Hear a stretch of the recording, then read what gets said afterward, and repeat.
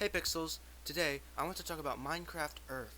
Is it a microtransaction scam or a new, interesting take on an already beloved brand? Stay tuned to find out. So, Minecraft Earth. What is it? It's Minecraft's new take on Minecraft, trying to implement an AR technology that broke out with games like Pokemon Go, Domination Earth, and also trying to implement GPS game mechanics and the map part of Pokemon Go. If you look at both of those games side by side, Pokemon Go and Minecraft Earth, of course, they seem to be fairly similar in the GPS map mechanics, styling flashy brand themed maps powered by OpenStreetMap as the actual framework map, and each having resources extruding from it, with Pokemon's Pokemon and gyms, and Minecraft Earth's Tappables and dungeons. Actually, let's talk about Tappables. Tappables are resources in Minecraft Earth that can be found in relation to the GPS map part of the game. When you tap on them, you can get resources and EXP that you can use to build things in the build plates or craft things in the craft section of the menu. It can be said that I was able to get enough resources to make a little house in one of the build plates, cut that out, in a couple of hours when passively tapping away at some tappables when I brought up Minecraft Earth for a bit. These tappables also have the chance of giving you rubies, their in-game currency, and at least right now, there are a lot more tappables that spawn than normal, with Minecraft Earth's new update to try to encourage people to stay home in the face of a global pandemic. Basically, it increases the likelihood that you'll get Minecraft Earth tappables on the map. They're usually fairly sparse with the resources because they want to make it grindier, kind of seem like there's more value to it. I mean, they do get brownie points for that though. In general, I haven't had a real taste of how many tappables you can get while in your radius because I got this game while during that pandemic. It should be mentioned that they have an incentive to make the tappables more grindy to get because they have upgrades for your character boosts for your character that give you a collect radius that's farther than normal and, of course, are purchasable via their microtransaction system. Let's talk about the interface. On the bottom, we have 5 buttons. Your limitless inventory, where you store all of the resources you get from your tappables and other places. The crafting stations, where you craft your own tools. Your adventure crystals, which I'll talk about in a bit. The build plates, and, of course, the shop. On the middle left, you have the journal to document all of the stuff you find, their season pass, their daily and weekly quests, and the power-ups. On the top left is where you will find your character and a menu for customizing your character, as well as a menu for stats, EXP, and more. On the right is a compass, which allows you to orient the map the way that you are actually going. Let's talk about the build plates. The build plates are where the magic actually happens. You can press the build button to make things using the resources that I mentioned earlier. Then, after that, you can use this arrow to make it life-size in play mode, and you can edit it without it saving. You can both build and play with your friends using a code, and with iOS you can have player occlusion, allowing you to see your friends inside your actual build. Each build plate is either unlocked with experience or rubies, the exception being the first one you get. The largest ones can only be unlocked by rubies, and each build plate starts out with a theme and an animal, although, well, that can be changed via, build editing. So, basically, when you put down a Minecraft Earth build plate, it supplants a Minecraft Earth build plate into your image that your camera is outputting to your phone. So basically, you tap the build button, you choose where you want to put down your image, and you should see video of this, and you can tap it, and then from there it's like a hole in the ground, or it extrudes up from the ground. I found that it's very accurate in making sure that it stays well in placement of the ground. I'm guessing that probably has to do with my phone being kind of mid-range, so I have a decent camera. I probably wouldn't expect a great kind of relationship status in between the ground and your build plate, because it requires all of that. It requires patterns to figure out where it needs to be. So, and you can see that sometimes, like if you are surrounded by similar material that you put your build plate on, it can actually sometimes move, which is not something that you want. Anyway, let's go to the worst part of almost any game, really, the microtransactions and the shop. Personally, I hate microtransactions. I really hate microtransactions. They make more money for the developer, usually, but so many companies use microtransactions in the worst, greediest way, giving them a bad rap. I already talked about this in my Pixel Chats episode, which you should see in the info box above. But the thing is that, like, Soul Knight has done it far better than, like, Elder Scrolls Blades or Call of Duty Mobile. Because you can get skins and you can get characters and stuff. But, A, they they aren't multiplayer, so unless you're talking about your friends, in which case you don't really care about showing off to your friends, I think. Um, at least if they're in close proximity to you, because it's a LAN game. But the thing is that Soul Knight did it good because they give out microtransaction based currency a lot, and they actually have a need for microtransactions. They aren't panhandling for it like they're like some poor guy in the subway, like Rovio or I don't know, EA. EA is the biggest one of this. They they advertise their stuff to you nonstop, and it's maddening. But yeah, so back to Minecraft Earth. So Minecraft Earth is a free game, so there have to be microtransactions to keep it running. Same thing with like Team Fortress 2 and Call of Duty Mobile, although I don't really give Call of Duty Mobile much of a pass because it's EA. But Microsoft like isn't a charity, so they need to make that money. The game still hasn't completed how many microtransactions are going to be in the game yet, I believe, because over the course of how long I've had the game, they've slowly added various ways to monetize Minecraft Earth, such as boosts and more build plates. I also believe there are more coming. There's the ominous part about multiple crafting stations in the crafting menu, which I think they're trying to debate internally about whether that should be used based on EXP or rubies, or it's already been chosen and they're slowly breaking it out to the public in a bit. I really hope it's an EXP, not rubies, needless to say. They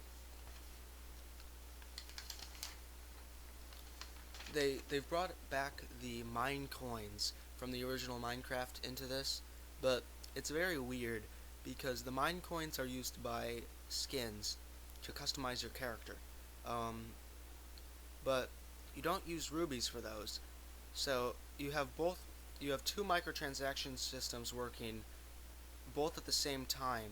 So rubies are not exchangeable for mine coins, and mine coins are not exchangeable for rubies, which I think is a little scummy, honestly. Like, if you buy something, like, because you got to think about it, they intentionally made it. They intentionally made the currency of Minecraft Earth not mine coins, which has been the de facto microtransaction currency for the Minecraft store for a very long time. So they intentionally made Minecraft Earth separate from the regular Minecraft to make sure that they can funnel more money from their customers, as the Minecraft store has kind of, like, it's been around for quite a bit, at least a couple of years, so I think that everyone's kind of had their fair share of microtransactions in Minecraft, but you see that they're kind of trying to get more money from these players. um, but yeah, that's another tangent that I think I might do on another day, but not right now. This is Minecraft Earth review, not Minecraft review. So, adventures and gameplay. So, we're coming almost last stop here. So, adventures are kind of the action part of Minecraft and blends the map and the build play aspects together by having you find adventures like kind of the Pokemon gyms in Pokemon Go. And then you can, by having you find adventures, then you can kind of heap up your hotbar. Um, they keep the hotbar for the survival mission things, so you kind of have to plan for these adventures. Like, you kind of have to make sure that you have the right tools for the right time and that they all aren't gonna like break on you spontaneously. Um, so yeah, there's that. I mean, don't expect much though. It's mostly a play-sized build plate made by the Dead team, with a sprinkle of randomly generated content and two or three hostile mobs in most of them. If you're lucky, you'll get skeletons to make more things interesting. Well, at least depending on the way you think about them, because most of the time it's zombies and spiders, which, I mean, the zombies are like in a little cave; they can't even reach you, so I don't see much reason in that. And the spiders just take forever to get up, so you can just kill them before they can even inflict any damage. There's not really much of an adventure aspect in the Minecraft adventures. I really hope that they update this soon because I think that there's a lot of potential, but I don't think that right now the potential is being filled exactly. So there's that. Also, the gameplay's a little boring, and I've frustratingly quit a couple of my Minecraft Earth adventures because you basically have to use the tools to uncover a hidden crystal. It's like a treasure hunt, actually. You have to do that, and it's a little maddening when you can't go through, because you gotta remember, this is like a hole in the ground. So you have to, like, squat and find this stupid adventure crystal, but you can't because you have a limited inventory in these adventures, and then your tool just broke. And this happens a lot more than you might think. And you might call it to my lack of planning, but this is my personal experience. I find it very tedious to do these adventures, and the payoff is not always that great. Um, so it's yeah, and if you find the crystal, you get some loot, and you get to keep all the stuff you took. If you quit before then, you get absolutely nothing. You get none of the resources that you got. You get nothing from the adventure crystal, obviously. Yeah, you get nothing. So back to the build plate kind of gameplay.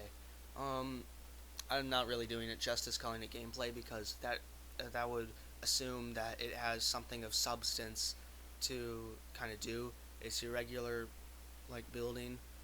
You can't even get hostile mobs as of yet to spawn. I think you can get you have an extremely rare chance of getting hostile mobs. Like they're so rare that you might as well not even get them. But it's a traditional Minecraft experience, except with almost everything that made it Minecraft. Um, all it has is the building and spawning mobs. They're starting to slowly implement redstone, but I mean, you can see the signs, but they haven't implemented a lot of things. I don't think they've implemented pistons. They haven't implemented a lot yet. Um, so the but it's a lot less than a Minecraft experience, both with ground to cover and with a variety of materials to cover them. So as I mentioned, they don't have as many materials as I thought they would, and interestingly, they seem to be focusing on reskins of already existing mobs to quote unquote discover. There isn't really much of a discovering because they're just skins, but not adding the things that players expect from a full Minecraft experience. It seems odd to me. The build plates are tedious to clear out. There's not like when you go to build, there's not just a clear button to clean your build plate. Like you can't just press clear and all your stuff will return to your inventory. No, you have to tediously use your tools that, by the way, degrade during this mode. And you have to completely raise your build plate, and then you have to make it again. No. Like, that's not the way to do it. That's just tedious. Like, you don't want to do that. So, you have to destroy your build block by block to make something else from it. And that's frustrating to me.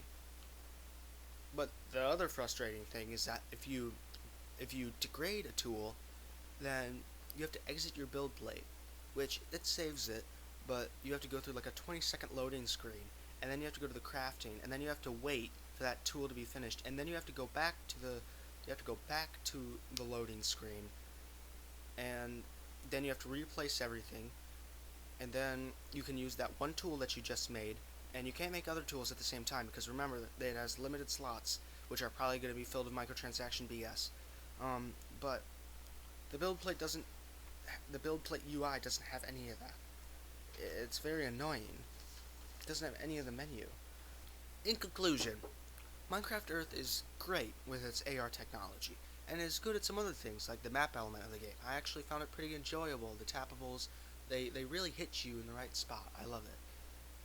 And it's pretty good. But Minecraft Earth has a lot of the elements that make it grindier. And it seems only to get more money, such as making diamond pickaxes take a whopping 8 hours to craft. And since there are no other crafting spots as of yet, at least, so You have to wait those full 8 hours, or, of course, spend money on rubies to speed it up. And then when it breaks, when you have to raise your build plates one too many times, because there's no clear button, of course, you have to make it again. I don't like where this road is heading particularly, especially since there are already pre-existing signals that there are going to be more microtransaction charades. I rate it a 6 out of 10. The unnecessary grinding is annoying, and their UI isn't up to speed as of what it should be. They've mostly squashed most of the bugs that I've seen complaints about, which is good on their part. They aren't taking the Bethesda route where they just assume that their game is good enough, and to quote Todd Howard, that it just works.